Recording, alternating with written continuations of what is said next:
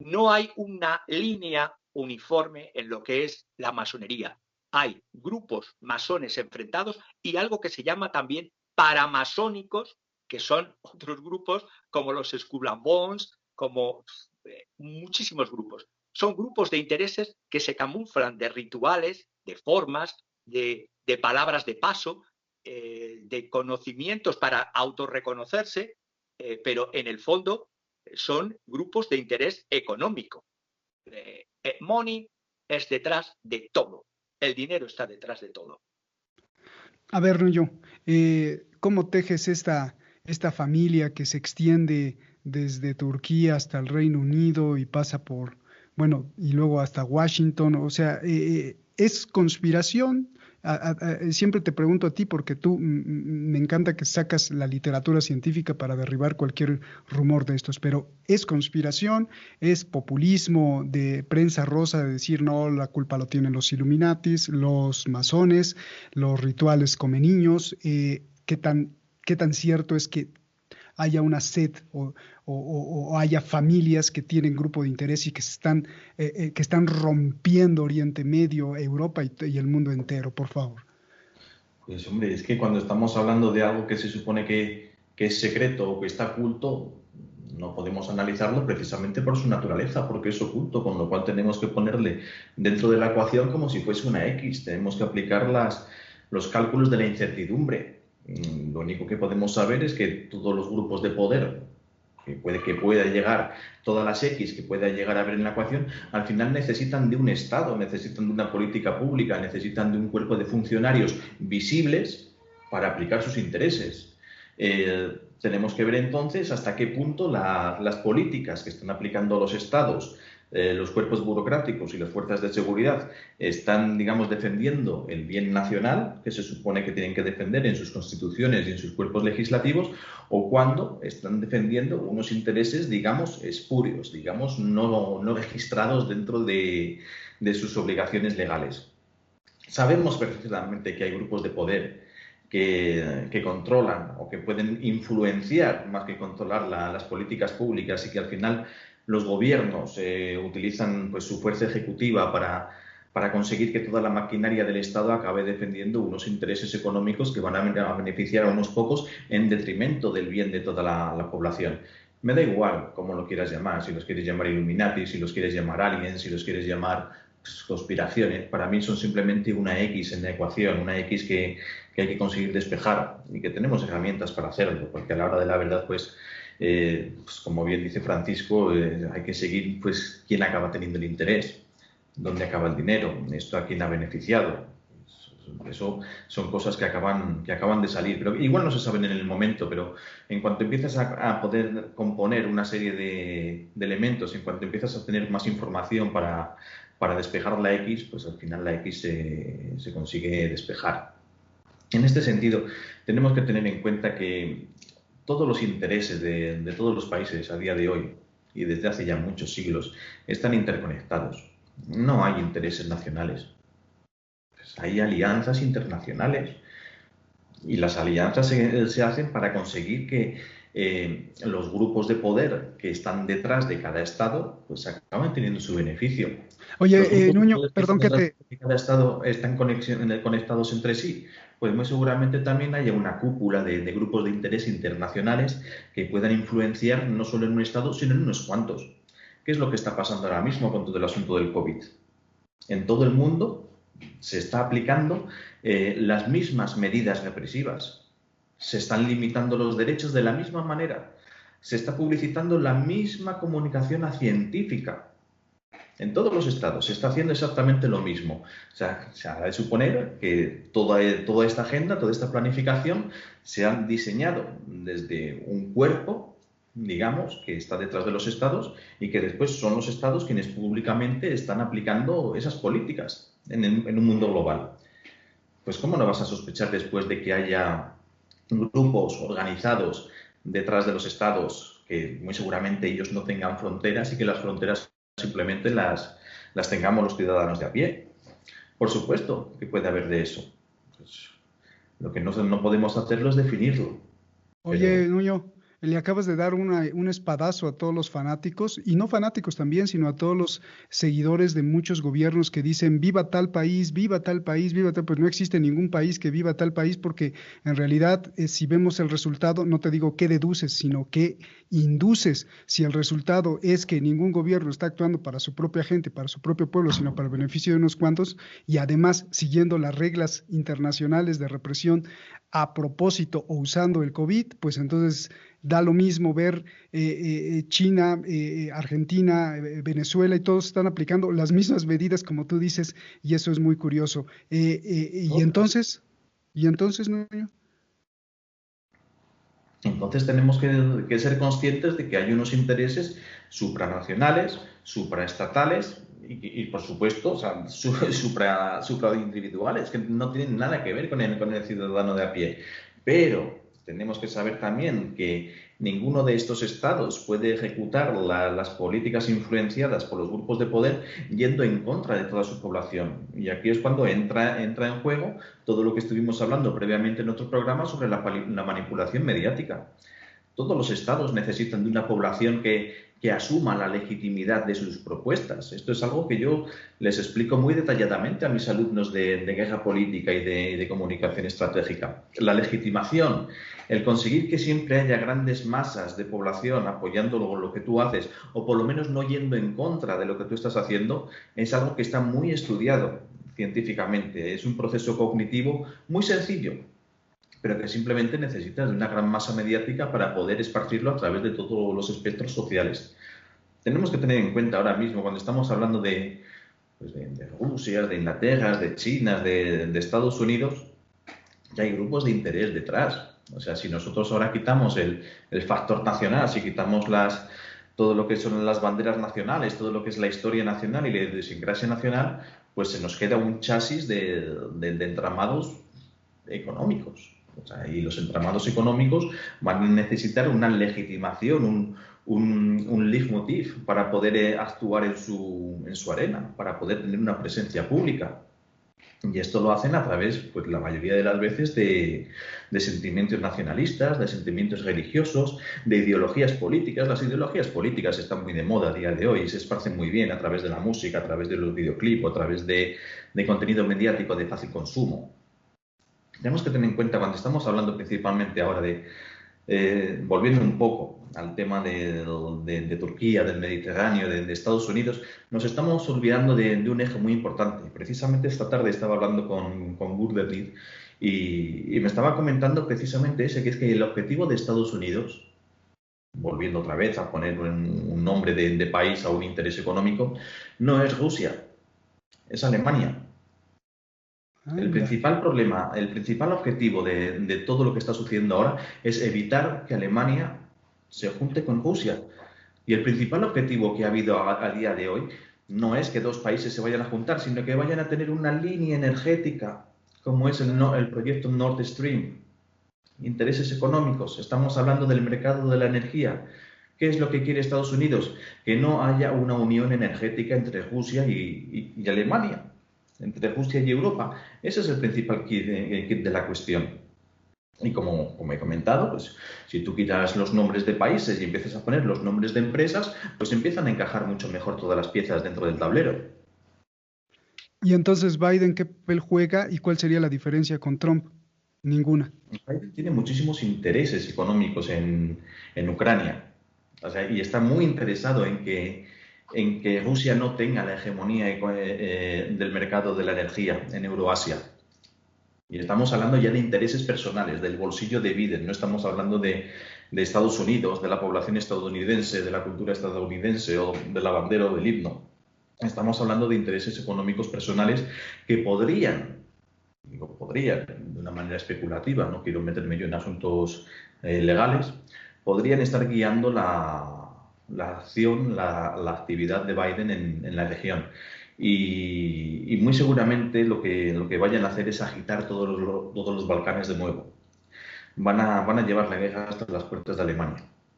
Y lo van a hacer con todos los grupos neonazis, con todos los grupos religiosos que puedan, con todos los grupos de presión que se puedan servir, que se puedan utilizar para este propósito. Oye, Nuño, pero algún mexicano, algún estadounidense, algún chino, algún ciudadano de a pie, como tú le llamas, como le llamamos, te puede decir, sí, Nuño, pero bueno, todo eso está perfecto. Pero yo quiero saber qué me va a pasar, qué va a pasar con mi bolsillo, va a haber guerra. Acabo de hablar con un familiar en Chicago que me dice, nos tienen asustados, dicen que va a haber guerra. Me lo está diciendo un ciudadano de Chicago. Pues te va a decir, Nuño, pues sí, todo eso está bien, pero ¿qué va a pasar, no?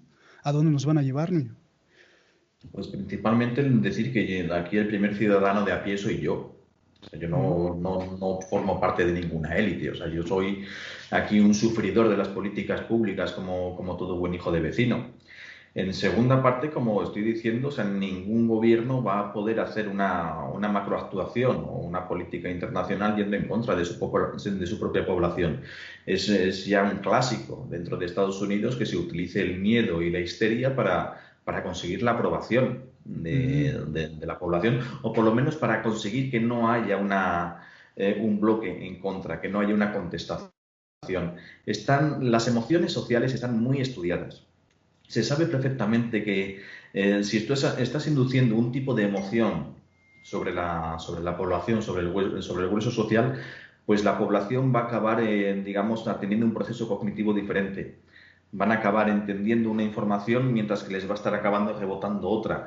Van a entender las informaciones simples, van a buscar más información, van a dejar de buscarla. Eso está muy estudiado, cada tipo de emoción dentro de la sociedad. Y cuando tú estás induciendo histeria, cuando estás induciendo ansiedad, cuando estás induciendo miedo, lo que estás haciendo es que la gente tenga unos procesos cognitivos mucho más sensibles, mucho más sencillos, mucho más simples, que no acaben de procesar informaciones complejas, que la gente esté intentando buscar mucho más información, busca mucha más información en los medios, esto está demostrado, pero acaban entendiendo mucho menos de la mitad. Ujú. ¿Qué es lo que sucede con esto? Pues vas a poder justificar guerras, vas a poder justificar paces, vas a poder justificar todo lo que quieras y vas a tener una sociedad que no sabe muy bien qué es lo que está pasando, Mejor pero para por ellos, si ¿no? acaso te apoya. Claro. A ver, Francisco, esta política que hace match, que hace perfectamente o que engrana perfectamente con lo que nos explicas, Francisco, de caldear, de calentar, y se está calentando todo esto. También salta otro fuego ahí en China Meridional, en el mar de China Meridional, Japón. Tus proyecciones, por favor. Justamente, como dice Nuño, la utilización de manipulaciones, de disonancias cognitivas. Hablábamos la semana pasada de lo que se llaman las operaciones SIOPS, es decir, las operaciones de guerra psicológica y de manipulación de las masas. Lo que se está llevando es por detrás los intereses económicos. Y si me centro en el mar meridional de China, es lógicamente el problema ahora es que en este mundo que era unipolar después de la caída de la Unión Soviética, se ha convertido en no multipolar, en tripolar. Yo diría tripolar, que es China, Rusia y el mundo anglosajón, por decir así, el Quad. Lo que se busca es romper, lo ha dicho Nuño también, por una parte, la dependencia y la unión energética de Europa de Rusia se quiere romper como sea, se quiere escorar.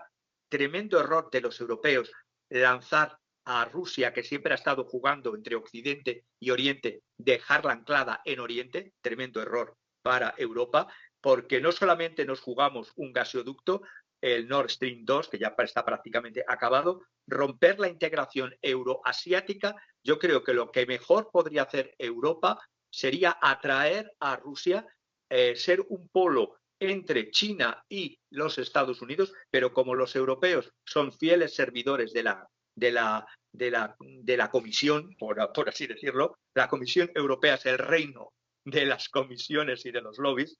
Lo que está pasando en el mar de China, lo que está pasando es que la integración de esa unión de matrimonio de conveniencia entre la Federación Rusa y la República Popular China, y hablo de matrimonio de conveniencia, lo único que está haciendo es que los antiguos enemigos se conviertan en amigos, que haya una alianza para el próximo tren cremallera que va desde Afganistán pasando por Pakistán y que llegará hasta el Océano Índico, es decir, comunicar el Asia Central con el Océano Índico. Lo que no querían los anglosajones antes de la Primera Guerra Mundial y después de la Segunda Guerra Mundial es que Rusia, antes no comunista y después otra vez no comunista, que Rusia nunca llegase a los océanos, ni al Mediterráneo, ni al Índico, ni al Mar Rojo. Ya lo está consiguiendo en este matrimonio de conveniencia. Y China, lo que yo veo es la dependencia está creciendo. Las últimas datos lo tengo de hace unas horas,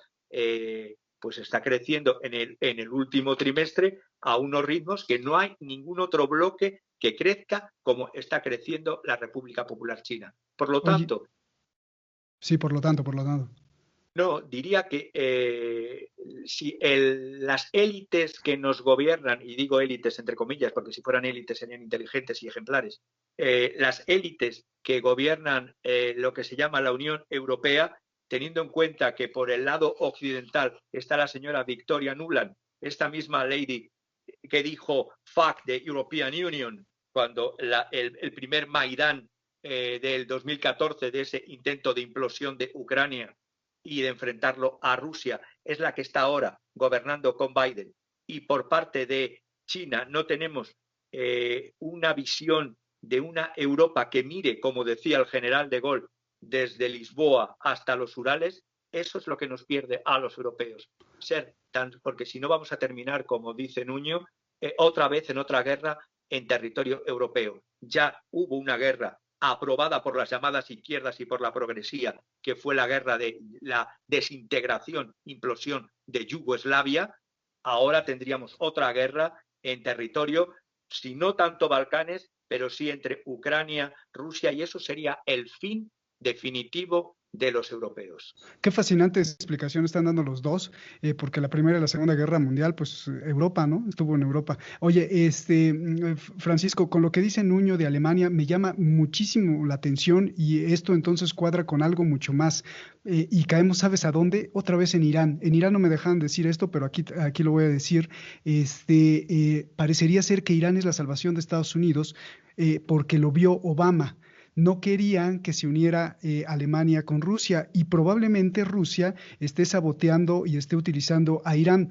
En Irán, antes del acuerdo nuclear, estaban muy enojados los intelectuales con Rusia porque Rusia era el principal oponente de Irán en el Consejo de Seguridad, no Estados Unidos. ¿Por qué? Claro, porque Obama quería meter un gasoducto, quería meter energía desde el Golfo Pérsico, desde Irán hasta Europa. Eso le quitaría el cliente gigante a Rusia. Fíjate nada más, entonces aquí estamos en esta guerra de hidrocarburos y de energía desde hace mucho tiempo, de una forma muy, muy maquillada, Francisco.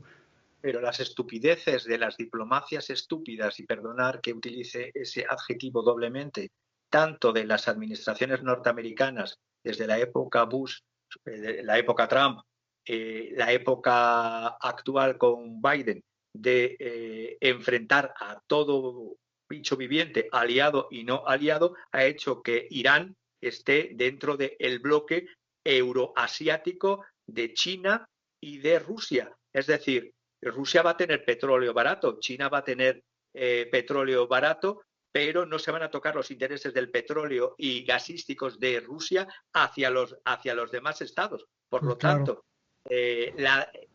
lo que pretendía, por una parte, un occidente de que Irán no se vinculase a los errores y, sobre todo, las soberbias de diplomacias.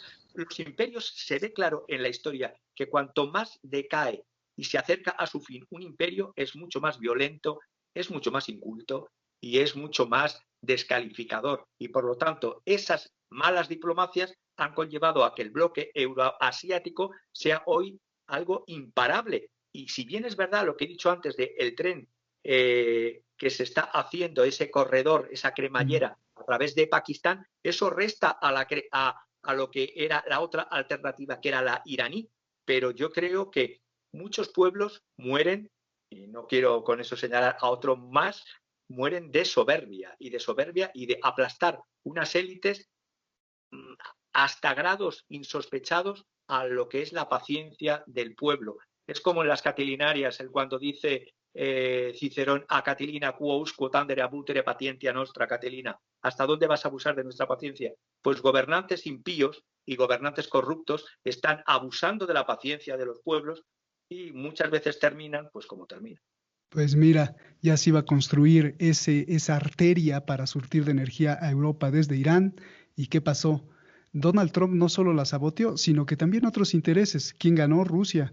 Y no creo que a Rusia le convenga que Irán tenga un gasoducto y venda su petróleo y su gas a Europa. Y si lo deja, no creo que esté feliz. A ver qué va a pasar ahí. Se preparan también, con razón hay tantos tambores de guerra ahí. Nuño, ¿qué va a pasar con Turquía y el enfrentamiento con la OTAN, sobre todo con Grecia? Y ahora además, otra noticia muy importante, Grecia está teniendo cooperación militar y le va a poner misiles de defensa a Arabia Saudí, lo que eso no le va a gustar a Turquía. Y Turquía, ¿qué pasa ahí? A cada rato estamos viendo enfrentamientos con F-16 turcos y griegos, son hermanos de la OTAN, se van a disparar, no se van a disparar, show off, pero yo creo que Erdogan es muy atrevido y no se juega con él. A ver. Pues van a intentar manipular las decisiones exteriores de Erdogan a través de coerciones económicas, a través de imposiciones unilaterales en la legislación internacional, que es lo mismo que van a hacer con Rusia. Con Rusia al final muy seguramente pues, no vaya a haber un enfrentamiento abierto, habrá una zona gris de conflicto, que es lo que se suele decir, una serie de hostilidades, unas abiertas, otras encubiertas, unas sanciones por un lado, unas limitaciones comerciales por otros. Con Turquía habrá que conseguir, desde el bloque occidental, estarán intentando conseguir que vuelva a redil. Y la economía turca ahora mismo es lo suficientemente débil como para ser extremadamente sensible a cualquier sanción exterior, a cualquier impulso económico que vaya a tener desde el exterior.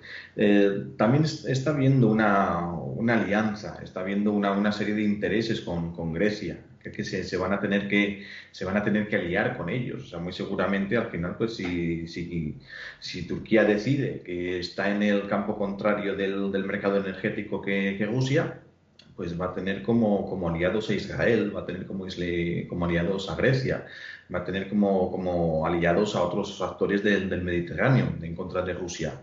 Y lo que tiene que hacer Turquía es, como venimos hablando desde el principio, es definirse, saber qué es lo que quiere hacer. Si quiere jugar un papel soberano, independiente, pues ya hemos comentado que la soberanía en el mundo no existe. Se necesitan muchos recursos y mucha fuerza para tener una decisión propia. Oye, Nuño, débil. Necesita escoger un bloque de alianzas. Oye, Nuño, débil Turquía en su economía, pero ya tiene la próxima semana la conferencia para arreglar el futuro económico a Afganistán en conjunción con Qatar. A ver, ¿eso qué? Y esto coincide con el supuesto anuncio del retiro de tropas de Estados Unidos por parte de Biden para el 11 de septiembre. Y digo 11, no sé, a ver si será el experto en símbolos, Francisco. ¿Todo esto qué? ¿Qué va a pasar ahí? Porque Biden dice que va a retirar las tropas, Turquía le va a arreglar el futuro económico a Afganistán. ¿Cómo? Turquía no tiene capacidad de arreglar el futuro económico a Afganistán. Turquía ha sido anfitriona de numerosas cumbres, principalmente todas dentro del mundo árabe, del mundo musulmán. Y es algo que funciona muy bien, es muy resultón dentro de la diplomacia pública de Turquía. Lo que hay que ver es qué resultados han tenido todas las cumbres de las que ha organizado, de las que ha sido anfitrión, y la mayoría de ellas, principalmente, pues por ejemplo, con las que se hizo de la cumbre árabe, cuando Trump decidió mover la capital a Jerusalén, fueron infructuosas. Y también tuvieron invitados de primer orden dentro del mundo regional. Está muy bien la iniciativa, pero más allá de lo que es diplomacia pública o de intentar fijar unos objetivos que difícilmente se puedan cumplir, no va a suceder nada. Bien. ¿Dónde es la próxima guerra, Nuño? Ayer un analista aquí en Detrás de la Razón dijo que la próxima guerra es en Eritrea, porque ahí se está poniendo nadie dice nada, pero el estrecho Bab al-Mandeb y el transporte, el comercio y el petróleo. No sé, ¿tú dónde crees que sea la próxima guerra? no puedo jugar a ser pitoniso.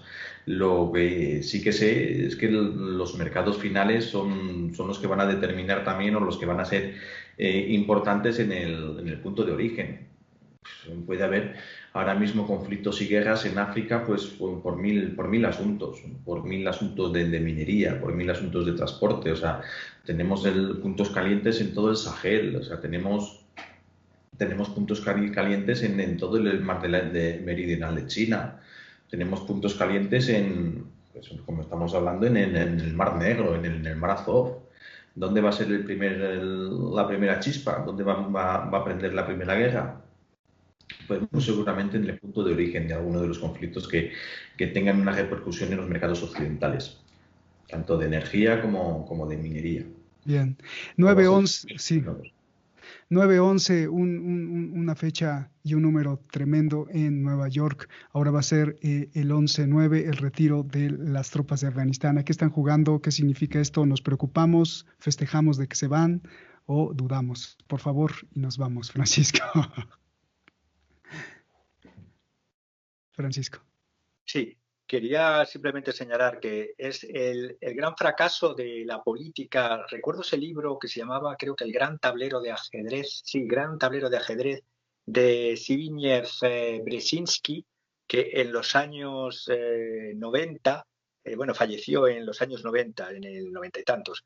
Él decía de dividir y gobernar el supercontinente euroasiático a través de la balcanización, justamente. Pues ese esquema especulativo ha fracasado.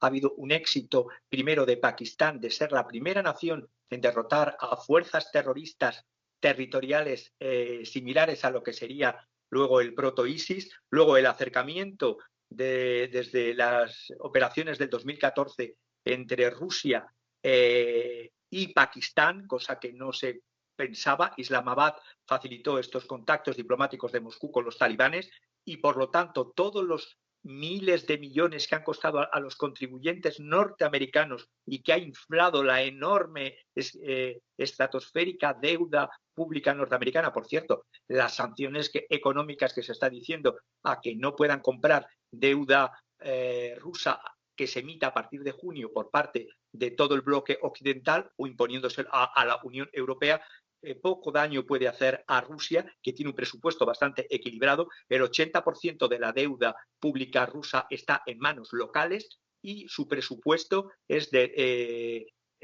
los más, por así decirlo, de deuda pública más bajos del mundo. Por lo tanto, todo lo que está haciendo Biden es intentar tapar las vergüenzas de una administración, de una república oligárquica corrupta que ha gastado miles de millones en Afganistán, que se han descubierto por papeles actuales que muchos de esos fondos para la reconstrucción de Afganistán han terminado en manos de subcontratistas, de amigos, de conocidos, de nepotismo, y que luego, lo que decía para terminar, es, aparte de un fracaso más en la política exterior de los Estados Unidos, que se inició en Vietnam, ya su caída, y que ahora en Afganistán lo vemos una vez más, es que las políticas del divide y vencerás y de dividir, en este caso, para quedarse con Eurasia. Por eso los anglosajones de UK, el corazón realmente de la diplomacia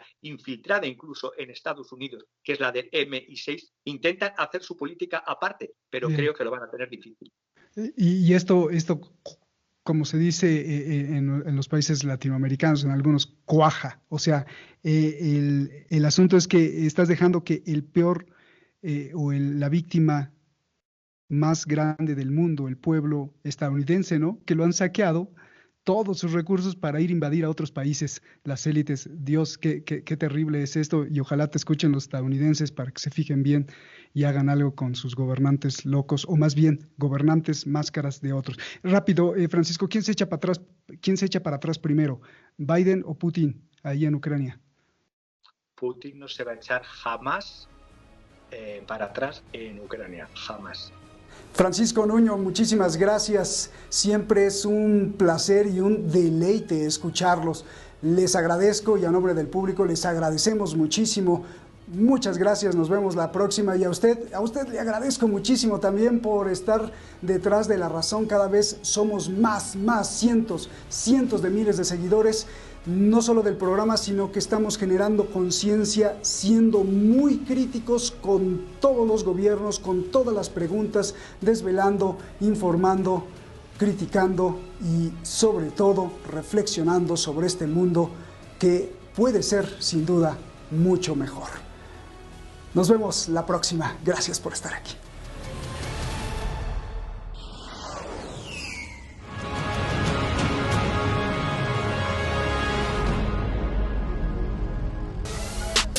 I wake up, flex, thumb down now. Check, no drip this. Wet. Tell 'em run it up. No sleep, no rest. Might crash, might wreck. But first I stretch. Tell 'em run it up.